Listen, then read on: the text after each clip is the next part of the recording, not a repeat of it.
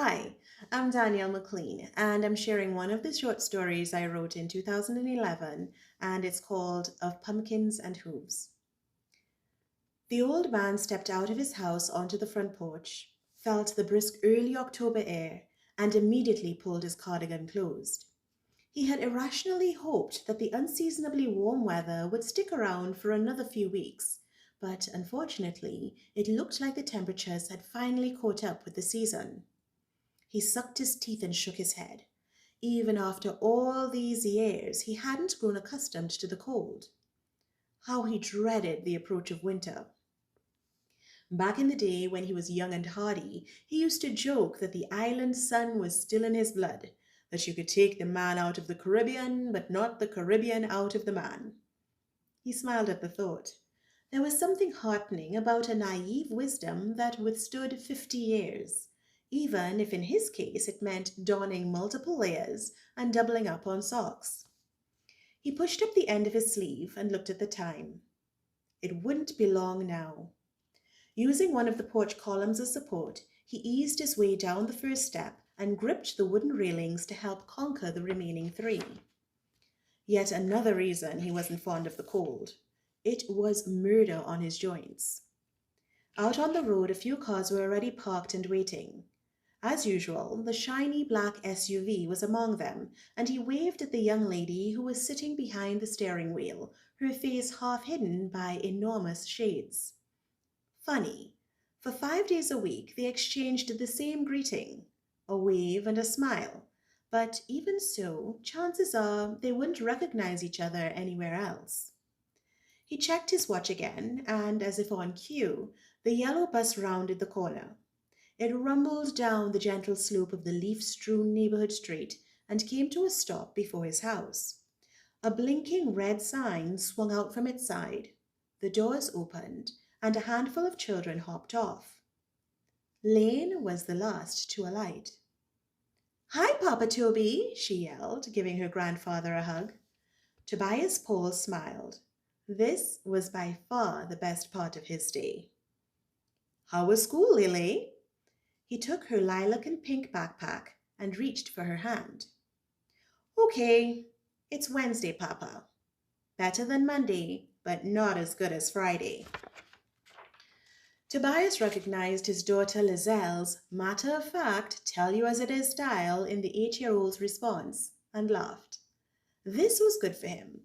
This after-school arrangement made him feel like he had a second chance, an opportunity to make up for some of the quality time he had missed with Lacey when she was that age. Quality time he had had to spend working 6-day weeks, leaving home before she woke up on mornings, and returning after his wife Amanda had put her to bed. Like many other immigrants, he had done what was necessary to support a young family. He wasn't complaining. Much of what he was eventually able to give his wife and daughter wouldn't have been possible without those early sacrifices. But age and retirement brought a different perspective, and the Tobias Paul of today, the Papa Toby, wouldn't trade these afternoons with his granddaughter for anything in the world. "So, did you get them, Papa?" Lane asked as they entered the house and she shrugged off her sweater. "Of course I did." He placed her bag on the hall table and hung the sweater and his cardigan on nearby hooks. "This old man's brain hasn't checked out of the station just yet, you know." Then, lowering his voice to a hoarse whisper, added, "Despite what certain people around here might think." He nudged her gently and directed a sidelong glance at the stout woman who was standing on a stool cleaning windows in the adjacent living room. Lane giggled. "Hi, Mrs. O'Connor." Ruth O'Connor came by 3 times a week to give Papa Toby a hand with cooking, cleaning, and laundry. Pausing mid-wipe, she swiveled around. "Lane, I didn't even hear the bus pass today, but it's no wonder," she said, giving Toby a reproachful look. "What with all the windows shut and the heat cranked up, it feels like the middle of August in this house." "That's right," Papa Toby responded. "Mid-August. Exactly how I like it." Ruth shook her head, sprayed some blue cleaner on her cloth, and turned back to the window. Well, remind me to wear my shorts and sleeveless shirt on Friday then. No point being in the tropics and not being dressed for the trip. Toby waved her off, but surreptitiously turned the thermostat down a few notches as he passed the kitchen. Opening the sliding door to the sunroom, he gestured proudly toward the round plastic table that had been pulled to the center of the space. See, I've got us all set up out here. Two large pumpkins sat on the table, surrounded by markers, a kitchen knife, a large bowl, some colorful jars of paint, and a pair of pot spoons.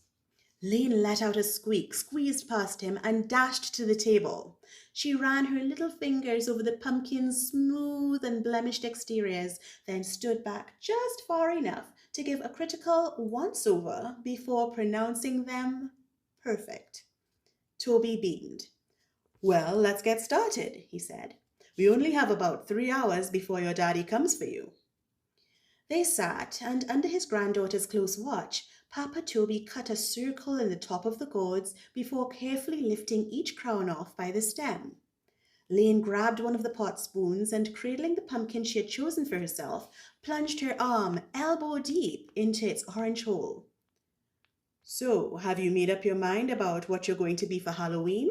Toby asked, watching her scoop out the pumpkin's innards. The last time they had spoken, it had been a toss-up between a vampire and a werewolf. Still not sure, Papa. Witches, vampires, zombies, they're all boring. Toby had to agree. The choices weren't very inspiring.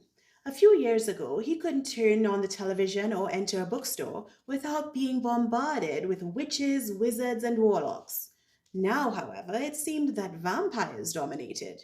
A change he wasn't sure was an improvement. What about those things you were telling me about when you visited us last time? Lane continued. Not the werewolf, he's lame, but maybe one of the others could work. She dumped a spoonful of strings and seeds in the bowl and went back to gouging out the tough flesh. You mean Laja Bless? Toby asked. Or are you thinking about the Sukuya? I don't remember which is which. The one with the long skirt and the big hat. You said she has a cow's foot. Cow's hoof, Toby corrected, smiling. He was pleased that his little American granddaughter had remembered his old stories from back home. Yes, that's Laja Bless, the devil woman. She wears a big hat so you won't see her face, and a long, long skirt to hide her cloven hoof. She's supposed to be very pretty, but has led many young village men to their demise. Demise? Lainey asked, looking up with eyes wide and brows raised. Trouble, her grandfather explained solemnly. It means that she led them into lots of trouble they couldn't get out of. Oh, Lainey said, frowning. And what about the The Sukuya, said Papa Toby. She sheds her skin at night, turns into a ball of fire, and sucks people's blood. So she's a vampire? No, no, no, Toby said aghast. The sun isn't a problem for her. She can walk around all day in it if she wants, and there's none of that sleeping in coffins nonsense. She uses her bed just like you or me. Does she have fangs? Well, yes. And you said she drinks people's blood? Yes, but then she sounds like a vampire to me, Papa. Toby was about to protest, but stopped himself. He had to remember that Lane was not a child of the islands. Her dominant culture, the one that formed the lens through which she viewed everything, was not his. So while it was easy for him to hear the crackle of the Sukuya's flames and see the crone's shriveled skin tucked away safely in a mortar until she returned to reclaim it, the Sukuya was still just a vampire to Lane. In the same way that the Lagahu, despite its clanking chains and ability to change into any animal from the waist down, had been reduced to nothing more than a werewolf. The pair continued to work on their pumpkins in silence, Lane putting the final brushstrokes to her bright red jack-o'-lantern, its smile crooked and malevolent, and Toby carving out the last jagged tooth on his. Then, with what Toby assumed was a sigh of satisfaction, Lane pushed her chair away from the table and declared that she had finished. He looked at her work of art and nodded. I think that may be the best one you've ever done, he said, patting her on the back. Lane's dimples surfaced as she smiled. Yours is pretty good too, Papa. And guess what? I've decided on the Laja Bless for Halloween. I've already got the long skirt, but I'm going to need a hat. And you'll have to help me with the cow's hoof, okay? Toby got up immediately, his arthritis temporarily forgotten. Of course, Lily. We'll make sure you're the best little Laja Bless in the neighborhood. No doubt the only one folks up here have ever seen. And remember that they don't know too much about such things in these parts. You'll have to make sure to tell them what you are, okay? Come on, let's see if we can find one of your grandmother's church hats. They left the jack-o'-lanterns on the table, their mouths grinning toward the setting sun, and went into the main house. As they passed through the living room, Toby looked at the large painting that hung next to one of the spotless windows. It was of an immortal tree, in full orange bloom, standing out against lush vegetation and fanning up into a perfectly blue sky. He loved that painting. Not only was the scene a striking reminder of his island home, but seeing the immortal in all its glory always caused him to marvel that a tiny seed could burgeon into something so majestic, so arresting. They proceeded to the bedroom, and once there, Toby approached the wardrobe. He opened the door, reached up, and brought down 4 round boxes from the top shelf. He rested them gently on the floor, and Lane bent over to inspect their contents. Ooh, did Grandma Manda really wear all of these? She asked, lifting out the hats and trying on each in turn. She sure did, Toby said, smiling. Your grandmother was the best-dressed woman I've ever known. Lane stood before the mirror wearing a broad-brimmed lilac number, complete with a net veil and feather accents. Turning her head left, then right, she examined herself from every angle. This is the one, Papa, she finally announced, her eyes barely visible beneath the brim. This will be my Laja Bless hat. Oh, good choice, my dear. Toby returned the other hats to their boxes and put them back on the shelf. The duo then progressed to the living room, Lainey leading the way, still wearing the hat, her head tilted back so that she could see where she was going. Only when she had made it to the couch and sat did she take it off. So, did you ever meet a Laja Bless, Papa? She asked, fingering the netting and feathers. Toby shook his head and sat next to her. No, Lily, but I knew someone who did. And what happened? Well, it was many years ago, he said, settling back and crossing his ankles, although I remember it as if... But the chime of the doorbell cut him off. He checked his watch and sighed. The time had certainly flown today. I think we know who that is. He slid forward and pushed himself off the couch. Lane reluctantly followed, hat in hand. Hello, Toby, Colin Blake said as he stepped through the doorway. Seems like we're finally getting some cooler weather, eh? Toby shrugged. I guess it was inevitable, he muttered, moving to the side. Colin patted him on the shoulder and then, spying his daughter, opened his arms and scooped Lainey up. Hi, sweetheart, how was your day? It's Wednesday, better than Monday, but not as good as Friday, Lane and Toby said in unison. And what's this? Colin asked, eyeing the hat. Part of my Laja Bless costume. It was Grandma Manda's, but she wasn't a Laja Bless, Lane added earnestly. She just used it for church. I see, her father responded, clearly not too sure what to do with that bit of information. Papa Toby, meanwhile, was doing his best to keep a straight face. I'll go get your pumpkin, Lily. He made off for the sunroom, but chuckled on hearing Lane start telling her father all about the Laja Bless. When he returned, she was zipping up her sweater and still talking. Only now she was begging to stay a little longer.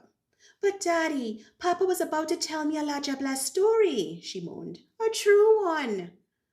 Toby handed the pumpkin to his son-in-law, who already had the bright backpack in the crook of an arm.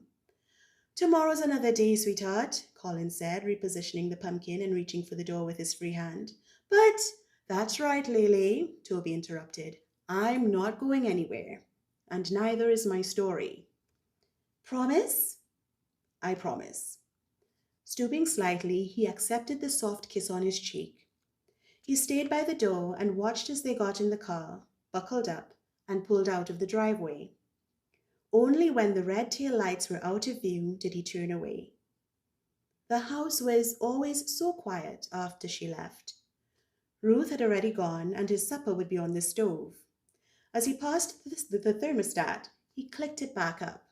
Then he returned to the living room where his tree welcomed him. He sat and stared at it. A seed. All it took was one tiny seed. Then his mouth stretched into a smile. He had a hoof to make.